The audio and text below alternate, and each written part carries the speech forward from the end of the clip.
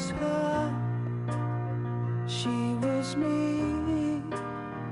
We were one, we were free. And if there's somebody calling me on, she's the one. Como habíamos visto, a partir de la tercera semana se formaba el disco trilaminar a través de un proceso llamado gastrulación. Este proceso tenía como resultado la diferenciación de 3 capas germinativas: el endodermo, el mesodermo y el ectodermo. El ectodermo se diferencia en ectodermo de superficie y neuroectodermo. Este dará origen al tubo neural y a la cresta neural. La cresta neural formará la totalidad del viscerocráneo y las partes de las regiones membranosas y cartilaginosas del neurocráneo, como también los otros tejidos en estas regiones, incluidos cartílago, hueso, dentina, tendones, dermis, pía madre y aracnoides, neuronas sensitivas y tejido conectivo glandular. Las células de la placa ectodérmica, juntos con las de la cresta neural, originan neuronas del quinto, séptimo, noveno y décimo ganglios sensitivos craneales.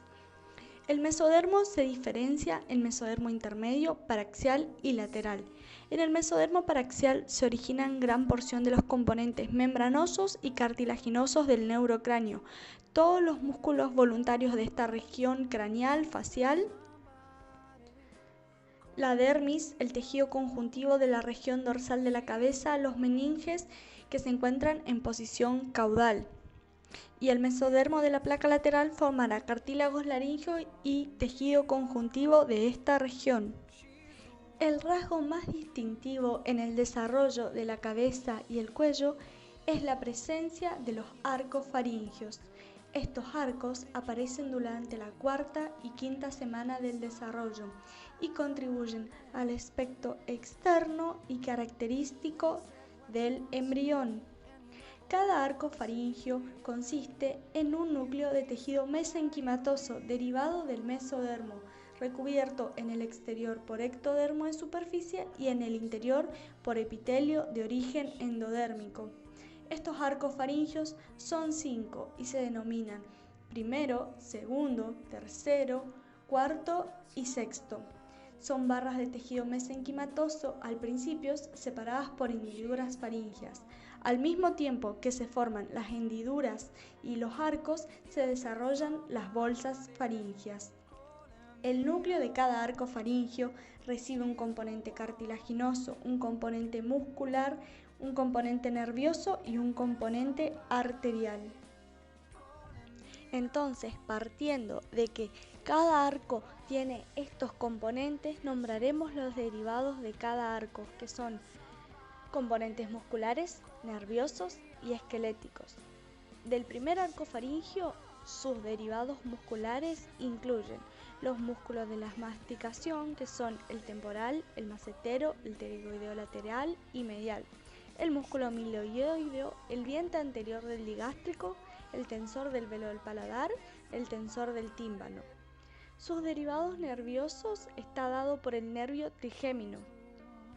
Sus derivados esqueléticos son el premaxilar, el maxilar superior, el cigomático, parte del hueso temporal, maxilar inferior, cartílago de Merkel, martillo Junge y ligamento esfenomandibular. Del segundo arco faríngeo, sus componentes musculares están dados por los músculos faciales, el diente posterior del digástrico, el estiloideo y el estapedio. Su componente nervioso es el nervio facial y sus derivados esqueléticos van a incluir al estribo, a la apófisis estiloide, al ligamento estiloioideo, al asta menor y porción superior del cuerpo, el hueso ioides. En cuanto al tercer arco faríngeo, está compuesto por un solo músculo, el estilo faríngeo, y su inervación va a corresponder al nervio glosofaríngeo. Los derivados esqueléticos son el asta mayor y la porción inferior del cuerpo del ioides. El cuarto y sexto arco faríngeo formarán los músculos cricotiroideo, elevador del velo del paladar, constrictor de la faringe, los músculos intrínsecos de la laringe. Su inervación corresponde al nervio vago. La rama laríngea superior procede del cuarto arco y la rama laríngea recurrente del sexto arco. Sus derivados esqueléticos son los cartílagos de la laringe, tiroides, cricoides, aritenoides, corniculados y cuneiforme. Acá en esta imagen podemos ver los derivados musculares de los 5 arcos faringios juntos. En esta otra, todos los derivados que corresponden a los nervios. Y por último, los componentes esqueléticos de los 5 arcos faringios. Bolsas faríngeas. El embrión humano tiene 4 pares de bolsas faríngeas. El revestimiento endodérmico epitelial de las bolsas faríngeas origina una serie de órganos importantes. La primera bolsa faríngea formará la cavidad del oído medio o cavidad timpánica primitiva y la trompa auditiva de Eustaquio. La segunda bolsa faríngea formará el primordio de las amígdalas faríngeas y se observa en los adultos como fosa amigdalina. La tercera bolsa faríngea, durante la quinta semana, su región dorsal se diferencia en la glándula paratiroidea inferior, mientras que en la región ventral forma el timo. El crecimiento y desarrollo del timo va a continuar hasta la pubertad. La cuarta bolsa faríngea, en su región dorsal, forma la glándula paratiroidea superior. La región ventral forma el cuerpo último braquial. Las células del cuerpo último braquial originan las células parafoliculares o células C. Las hendiduras faríngeas. El embrión de 5 semanas se caracteriza por la presencia de 4 hendiduras faríngeas, pero solo una contribuye a la estructura definitiva. La primera hendidura faríngea, cuya parte dorsal origina el conducto auditivo externo. El revestimiento epitelial del fondo del conducto participa en la formación del tímpano. En embriones de alrededor de 4 semanas aparece la lengua, formada por prominencias, 3 que derivan del primer arco y son 2 prominencias linguales laterales y una prominencia medial, el tubérculo impar. Una segunda prominencia medial derivada del mesodermo de los arcos faringios, segundo, tercero y parte del cuarto, llamada cópula o eminencia hipobranquial. Y por último, una tercera prominencia facial formada por la parte posterior del cuarto arco faríngeo marca el desarrollo de la epiglotis. La inervación está dada en el cuerpo por el trigémino, el nervio del primer arco. La raíz va a estar inervada por los nervios glosofaringio y vago, los nervios del tercer y cuarto arco respectivamente. Glándula tiroides. Aparece como una proliferación epitelial en el suelo de la faringe, entre el tubérculo impar y la cúpula, en un punto que más adelante se llamará agujero ciego. La glándula tiroides desciende delante del intestino faríngeo. Con el desarrollo posterior, la glándula desciende por delante del hueso hioide y los cartílagos laringeos. Durante la cuarta semana alcanza su posición delante de la tráquea. Para entonces ya tiene un istmo medio y pequeño y 2 lóbulos laterales.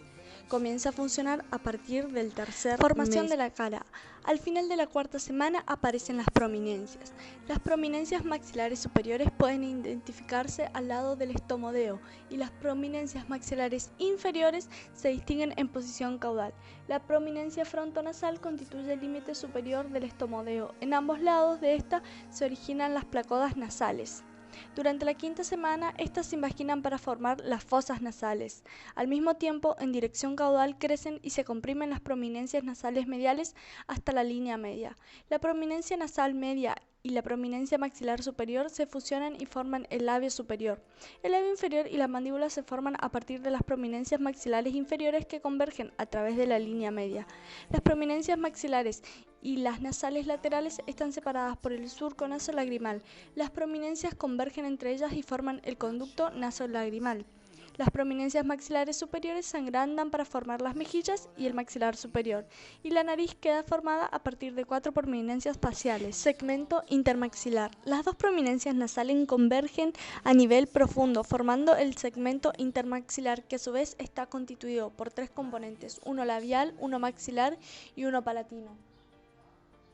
El paladar secundario. La parte principal está formada por las crestas palatinas, que aparecen en la cuarta semana. Estas crestas ascienden hacia la séptima, hasta una posición horizontal por encima de la lengua donde se fusionan y forma el paladar secundario. En la parte anterior las crestas se fusionan con el paladar triangular primario y el agujero incisivo sirve de línea media entre el paladar primario y el secundario. Al mismo tiempo que se fusionan las crestas palatinas, el tabique nasal crece hacia abajo y se une con la cara cefálica del paladar recién formado. Fosas nasales. Durante la sexta semana comienza a formarse las coanas primitivas. Más adelante, con el desarrollo posterior de las fosas nasales primitivas, las coanas definitivas se encuentran en la unión de la fosa nasal y la faringe. Los senos respiratorios paranasales se forman como divertículos de la pared nasal lateral, alcanzan su tamaño máximo durante la pubertad y contribuyen a la formación definitiva de la cara. Dientes. Los dientes comienzan a formarse en la sexta semana a partir de diferenciación de las células mesenquimatosas. Estas células se diferencian en odontoblastos, ameloblastos y cementoblastos. La erupción de los dientes deciduos o de leche aparece entre 6 a 24 meses después del nacimiento.